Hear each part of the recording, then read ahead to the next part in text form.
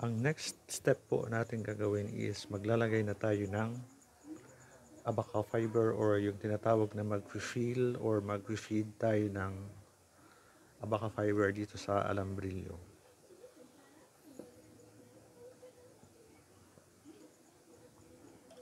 Make sure po na yung alambrilyo is nakatindi ng maayos. Ano po, no? So remember, nandito yung hook. Sa isang side mayroong hook. And then yung kabila, movable. Nagagalaw siya. Kasi magko-compress. So sa pag-feed, kaya nga na sinabi ko sa inyo, dapat manipis lang yung pagkakalagay ng fiber. Manipis lang yung pagkakalagay ng fiber. So sa paglagay ng fiber, ito yung abaca.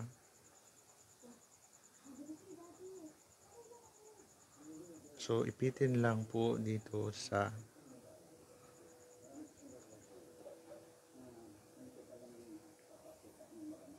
ganito.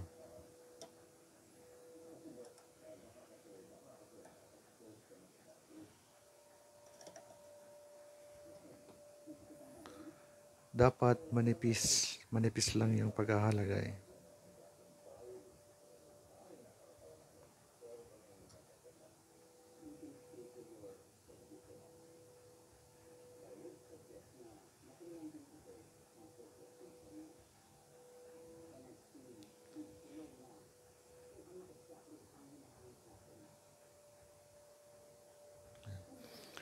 Make sure lang po na merong space dito para hindi siya mabilis maputol.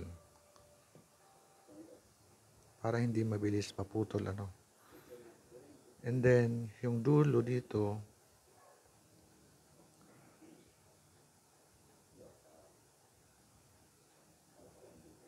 hawakan yung dulo.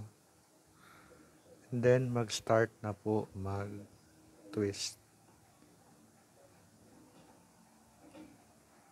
So, ganyan po ang magiging hitsura. So, mag-base po kayo doon sa mga stages na nandoon sa PDF file. Yan.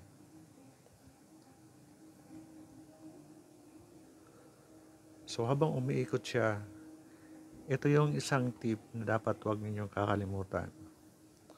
Habang umiikot siya, yung kamay ninyo dapat nakaalalay dito sa fiber. For the purpose, kinakailangan isa-swipe nyo siya. Kailangan iswipe para ma-adjust yung spacing dito sa loob ng fiber. Kasi kung titignan nyo doon sa mga stages, mahaba pa yung space niya. So, dapat mai-compress siya. Dapat malinis yung pagkakapilipit ng abaca. Dapat malinis, pare-pareho yung size. So, ang purpose kung bakit isa-swipe or parang ibabrush nyo siya ng gamit ang inyong kamay, kagaya nito. Doon nag-a-adjust yung project. So, isa-swipe mo lang siya from left to right, ganyan, para nag-a-adjust yung fiber.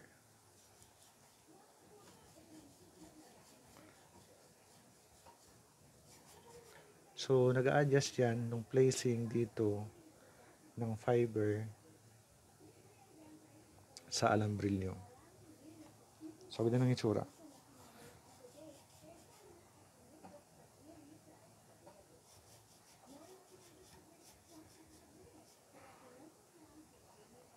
So, antayin nyo na lang na maputol.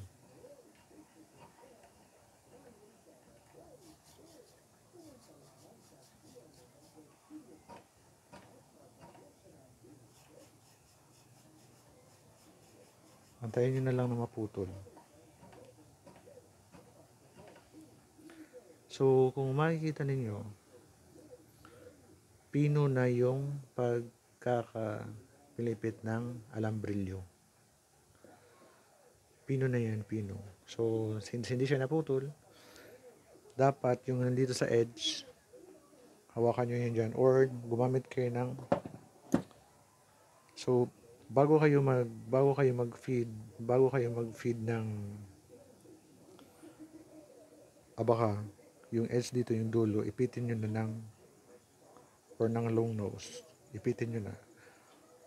Then, again po,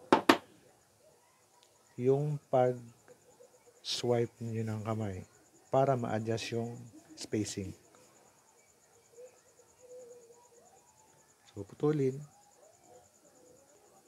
putulin gamit ang cutter.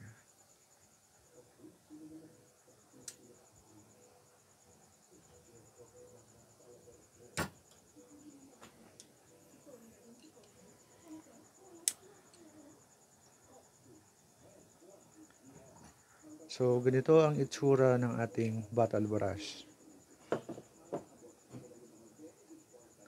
Ito ang ating sample ng ating bottle brush. Ang sunod natin gagawin ay ang pagtitrim. So, gagawa tayo ng pine tree. So, ang itsura ng pine tree is triangular. So, gugupitin nyo siya.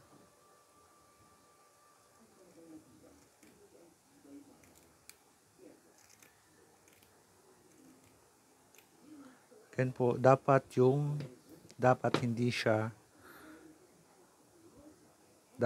diretso siya in triangular. Yung slope po, yan, tignan nyo yung slope.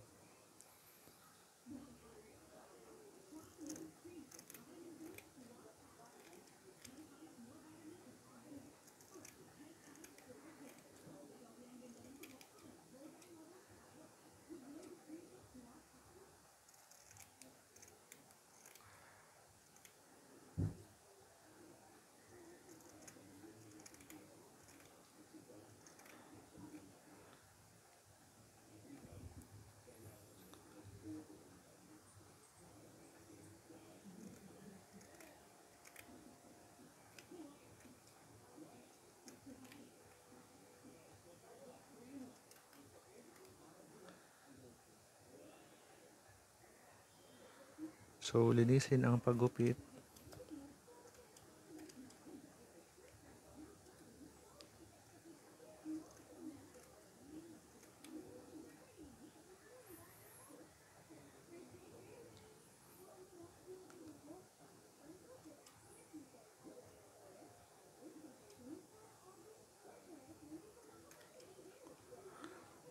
So, ganito ang itsura ng ating miniature pine tree. So, dapat malinis po yung pagkahagupit ng fiber. Dapat hindi po siya nagko-curve. Dapat straight po yung pagkakat ng abaka. So, ganyan ang itsura ng ating miniature pine tree.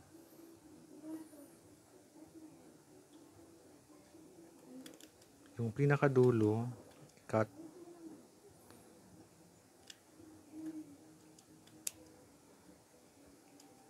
So, ganyan.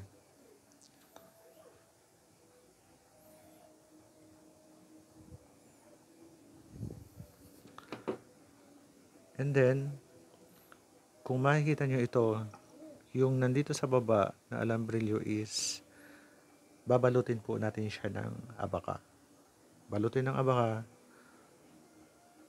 po natin yan ng abaka. Balutin na lang ng abaka and then sa kanya na po siya ilalagay sa driftwood. Kagaya po ng napagkasunduan, ilagay sa driftwood 3 piraso ng ganitong maliliit and naka-plating. Kayo na po ang bahalang maglagay ng design. So, yan po ang itsura ng ating miniature pine tree from the idea sa paggawa ng bottle brush. So, yan po ang ating miniature pine tree.